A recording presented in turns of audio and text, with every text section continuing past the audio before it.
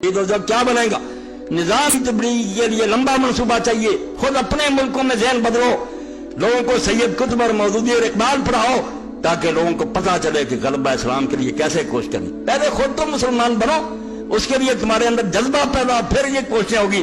خلاصہ کرام یہ ہے کہ اگر مسلمان دوبارہ سربلندی کے طالب ہیں تو سب سے پہلے صحیح علم حاصل کریں. یہ پہل ہے, عمل بعد میں ہوتا. علم اب کیا ہے کہ ہم لوگوں کا علم حاصل کرو. کسی مولوی کے پاس جاتا ہے, وہ ترجمہ دیتا, ترجمہ جو ہے رس پہ حاش کے ثابت سرائی روایت ہے, وہ کیا پڑھے گا؟ کسی کا ترجمہ دے گا, اوپر وہی جھوٹے قصے ہیں کہ داؤد علیہ السلام نے بیوی چھین لی تھی, سلیمان علیہ السلام کی کرسی کے نیچے جادو دبایا ہوا تھا. وہ کافر ہو جائے. قرآن سے کیا ملا؟ پہلے دین صاف کرو. ایسے علماء ڈھونڈو جو یہ خرافات کو رد کر کے صحیح بچوں کو دین دے کہ قرآن اصل میں کیا. یہ حاشیہ اور تفسیریں پڑھاؤ گے, بے ایمان کرنا ان کو. جگہ جگہ انسان فلاں پیغمبر نے یہ کام کر لیا, یہ غلط ہے چیزیں. صحیح علم, اور صحیح علم یہ ہے کہ اللہ تعالیٰ نے مسلمان کو دنیا میں اپنا خلیفہ بنایا. نقطے کی بات, پہلا سبق کہ تو غلامی کرنے کے لیے نہیں آیا, حکومت کرنے کے لیے آیا. اور خلیفہ وہ ہے جو اللہ کے سوا کسی کے سامنے سر تسلیم خم نہ کرے, بلکہ اس میں اتنی طاقت ہو کہ وہ ساری دنیا کو اللہ کے قانون کے سامنے سر جھکانے پر مجبور کر دے.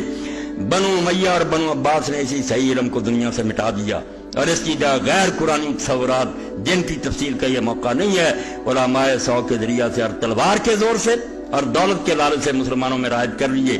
اس لیے مسلمانوں کا پہلا فرض یہ ہے کہ وہ قرآن مجید کا مطالعہ کریں, سب حاشیے چھوڑ دیں, کوئی ادھر ادھر نہ پڑھا کریں کہ باہر کیا لکھا, صرف قرآن کو دیکھتے جائیں. قرآن کوئی معمہ نہیں, بجارت نہیں, یہ ان جعلی لوگوں نے بنایا کہ 14 علم پڑھے تو پڑھے, لوگوں کو فضائل اعمال سناتے ہیں, قرآن نہیں پڑھتے. نا عالموں کا بھائی بدوؤں کے لیے قرآن پڑھو کی وہ سمجھ گئے, تم سمجھ نہیں گے. جانتے ہیں کہ اگر پڑھ لیا تو قرآن تو صاف ہے, ہر بات واضح ہو جائے گی تاکہ انہیں صحیح علم حاصل ہو سکے.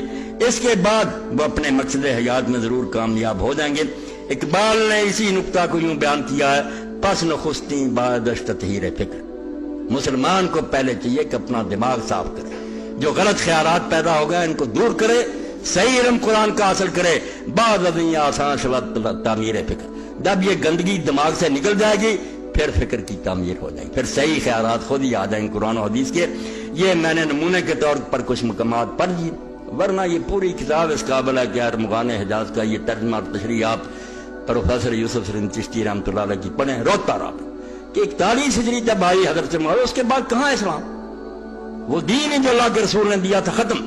اور سب سے زیادہ محتاط لوگ یہاں بیٹھے ہوئے کئی تبلیغ, کہ ابو الحسن ندوی سے زیادہ کوئی صحابہ کو جانتا تھا؟ اس نے صاف لکھا تھا توضیح میں کہ خلفائے راشدین کے بعد جو لوگ آئے انہوں نے تھوڑے دنوں میں رسول اللہ کا قرضہ بے باک کر دیا. جو حضور دے کر گئے تھے سب کو مریم میٹ کر لیا. کلمہ پڑھتے رہے, نمازیں پڑھتے رہے, یہ سب کچھ ہوتا رہا. یہ اب بھی ہو رہا ہے, اب بھی حکمران یہ کرتے رہیں گے, مگر وہ دین جو ہے اس کی جو مٹی پڑی ضرور دیکھ ہی رہے ہیں آپ کہ زنا کی اجازت ہو رہی ہے. اب وہ منگوا رہی ہے عورت جو باقاعدہ پڑھا رہی ہے کہ مرد سے کرے, اور اس نے باقاعدہ انہوں نے ٹیلی فون کیا, اس نے ہاں میرے یہ نظریے ہیں اور میں یہ تعلیم دے رہی ہوں ہم جنسی ہونی چاہیے. اب اس سے بڑی قیامت اسلام پر کیا ہے؟ مگر یہ لوگ کہتے ہیں ہم عمرہ نہیں کرتے, کعبے کی چھت پر نہیں چڑھے. یہ مکاری اس دور سے شروع ہوا ہے کہ ظاہری کچھ ایسے مراسم اور چیزیں کرتے رہو جس سے امت بیوقوف بنی رہے. آ بتاؤں تجھ کو رمز آیا ان الملوک, سلطنت اقوام عالم کی ہے کہ جادوگر. یہ حکومت کرنا مذاق نہیں, جادوگر ہوتا حکمران. خواب سے بیدار ہوتا ہے ذرا محکوم اگر, پھر سلا دیتی ہے اس کو حکمران کی ساحر. کوئی نیا کام شروع ہو جاتا ہے اور یہ کھیل تماشے بھی شروع ہو جاتے. کبھی کوئی منایا جا رہا دم کہ لوگ بچے بچیاں ان کاموں میں لگے رہے, ان کو یہ سوجے ہی نہ کہ ملک کی کیا حالت ہو رہی ہے, کیا بربادی ہو رہی ہے. کھیل تماشے میں لگتا. اور یہ موسیقی اور کھیل تماشے اور دن منانے, آپ کو پتہ ہونا چاہیے سورہ لقمان پڑھیں, یہ سازش اس وقت بھی کفار نے کی. نضر ابن حارث نے کہا نوجوان متاثر ہو رہے ہیں, اب رسول اللہ کی زبان قرآن اللہ کا کلام جو آتا تھا بس قائل ہو جاتا. اب آتا تم نہ سہرا وان تم تو تھے. اکٹھے وہ کہنے لگا یار تم دیکھتے بالتے جادو میں پھنستے جاتے ہو, کہ جو جاتا پھنستا تھا. پھنسنا تو تھا, جادو کیا تھا؟ برحق کلام تھا, اللہ کے رسول کی پاک زبان قرآن میں. تو حل کیا ڈھونڈا پھر؟ نظر نے کہا اس طرح نہیں کام بنے گا, جو تم کہتے ہو یہ جادوگر ہے, یہ کاہن ہے, یہ کوئی نہیں مانے گا. سارے لوگ بیوقوف نہیں ہیں, اپنے بچے بھی کہیں گے عقل مند ہے, دانا ہے, کسی سے لیتا دیتا. کون سا یہ ساحر کہاں ہے؟ انہوں نے کہا تو پھر کیا کرے گا؟ اس نے کہا میں کر لوں. 2 لونڈیوں کو اس نے ساز بجانے سکھائے, شراب بھی اور خود ایران گیا اور وہاں سے اس نے اسفندیار کے رستم کے قصے لیے، عربی نظم میں ان کو نظم کیا، ان عورتوں کو دے دیا کہ جہاں رسول آباد کریں تو ادھر میلہ لگا دیا کرو، سرنگیاں بجاؤ، شراب پلاؤ، نوجوانوں کو متوجہ کرو۔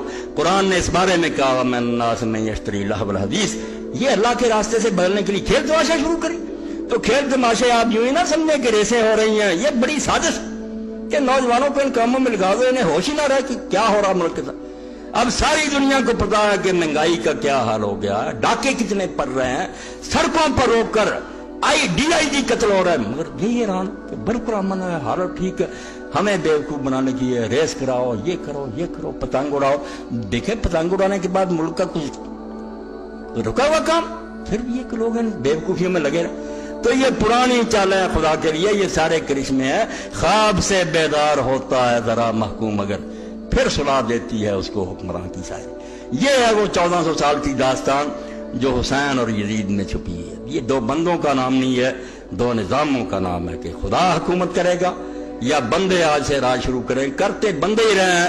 مگر امام حسین کی اس مور کا صدقہ کہ مالک ابو حنیفہ نے بھی کہا کہ ٹھیک ہی کہ کلمہ گو نہیں دیکھا جائے گا، اگر وہ حکمران فاسق فاجر ہوگا تو ہم اس کا گریبان پکڑ لیں گے اور تخت سے اتار کر اس کو پھینکیں گے۔ یہ نظیر، یہ سنت قائم رہ گئی۔